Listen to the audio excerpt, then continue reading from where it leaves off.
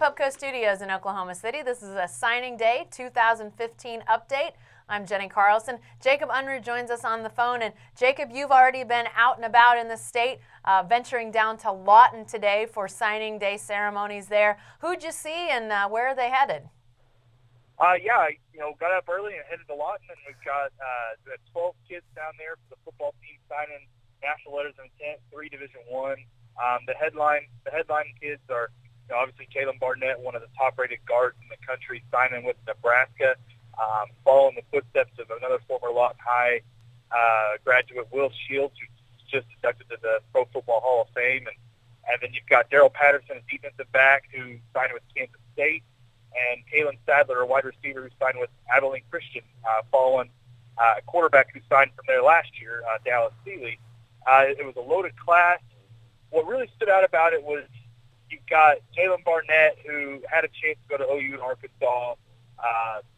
Things didn't materialize there. The offers ended up kind of going away, and he chose Nebraska and Mike Riley, who he instantly had a great relationship with, and the new coach there at Nebraska. And then Daryl Patterson, another kid that he was down to OU and Kansas State basically, and things didn't materialize with the offer at OU either, and so he's headed to Kansas State, and they're both out to prove something now. They're both out to prove that to schools like OU and Arkansas and some others that maybe they should have pushed a little harder for these guys.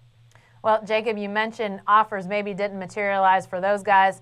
A guy that did have an OU offer, Josh Alali, picks UCLA, and so as you're talking about Barnett, talking about Patterson, Weraboko, some of the best players in the state now headed elsewhere. Is this something that OU, OSU, Tulsa even need to be concerned about, or is it just a fact of life that anymore when you're a really good football player, geography, maybe it doesn't matter anymore?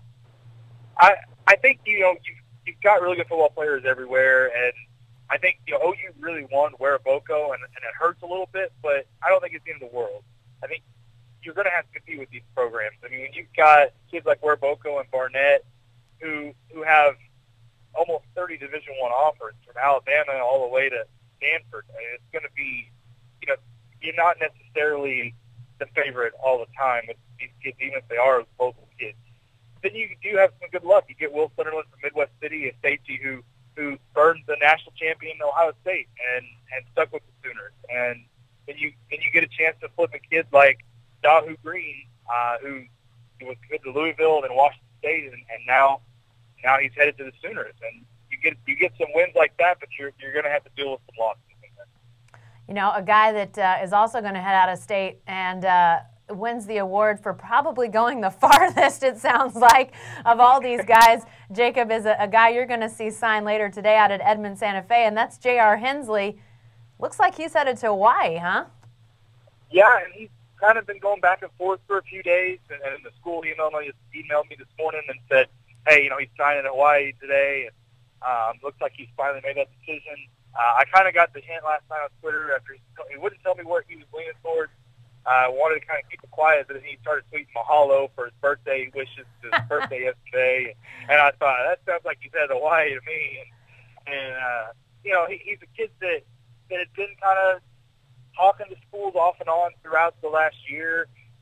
He's grown frustrated with the recruiting process because the only offer he could get is Hawaii, even though schools, the Big 12 schools, the ACC schools kept saying, hey, if you wait around, if you wait till after signing day, we might have a spot open up. We might have a kid not sign here or a kid that doesn't qualify. And he really debated that the last few days. He wanted to wait. He told me yesterday, he called me and said, hey, I'm going to wait. It's about a week, see what happens. A couple hours later, he texts me and says, it's a weird turn of events. I'm going to sign tomorrow. So, he's dealing with the pressure of this, and you really got to feel for a kid like that who wanted to stay closer to home, but he has a great chance to go play in paradise. Yeah, definitely so. Well, hey, if you want to chat with Jacob, he'll be on our live signing day chat here a little bit later today. You can go to newsok.com/live, join in, ask questions. Jacob can talk about what he's seen, what's happened, and maybe even look a little bit ahead to next year's class. We'll have all your signing day coverage on newsok.com and in the Oklahoman. So be sure to stay with the best coverage team anywhere at newsok.com and every day in the Oklahoman.